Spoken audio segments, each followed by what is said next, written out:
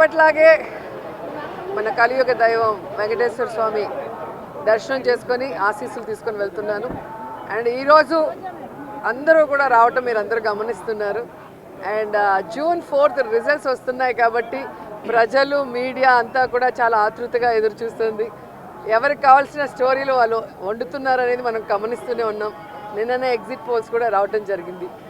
ఎవరు ఏం exit polls ఇచ్చినా ఎక్కడ ఏం డిస్కస్ చేసినా ఫైనల్గా జరిగేది సెకండ్ టైం జగనన్న సీఎం.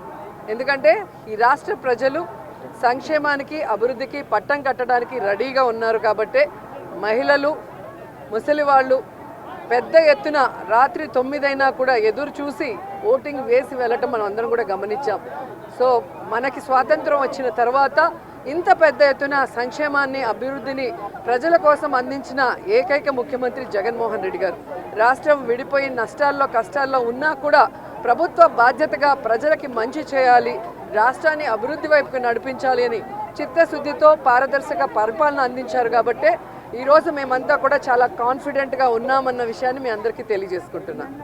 ఈరోజు కూటమి కొత్తగా పెట్టుకున్న కూటమి కాదు, ఆల్రెడీ 2014లో పెట్టుకుంది. అప్పుడైతే కొత్త కాంబినేషన్ కాబట్టి ప్రజలు ఎక్స్పెక్ట్ చేసి ఓట్లు వేశారు. కానీ 2014లో అక్కడ ఇక్కడ 2 చోట్ల కూడా కూటమి అధికారంలోకి వచ్చినా కూడా ఈ రాష్ట్రాన్ని సర్వనాశనం చేసింది. కానీ ఈ రాష్ట్రానికి ఇవ్వాల్సినది ఏమీ ఇవ్వలేదు, ఏమీ అభివృద్ధి చేయలేదు అన్నది ఈ రాష్ట్ర ప్రజలు గమనించారు. కాబట్టే ఈరోజు ఆ కూటమికి క్రేజ్ లేదు అనేది మీకు తెలుసు, మాకు తెలుసు.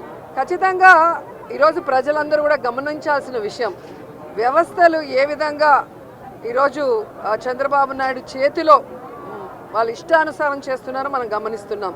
ఆ విషయాల్ని ఇష్టానుసారం ఎలక్షన్స్ అప్పుడు మార్చేయటం, అలాగే కేసులు పెట్టించడం వైఎస్ఆర్సీపీ నాయకుల మీద. ఇప్పుడు దేశంలో ఎక్కడా లేనటువంటి విధంగా కొత్త రూల్స్తో పోస్టల్ బ్యాలెట్ని ఏ విధంగా వాళ్ళకి అనుకూలంగా మార్చుకోవాలన్న ప్రయత్నం చేస్తున్నారో మనం గమనిస్తున్నాం.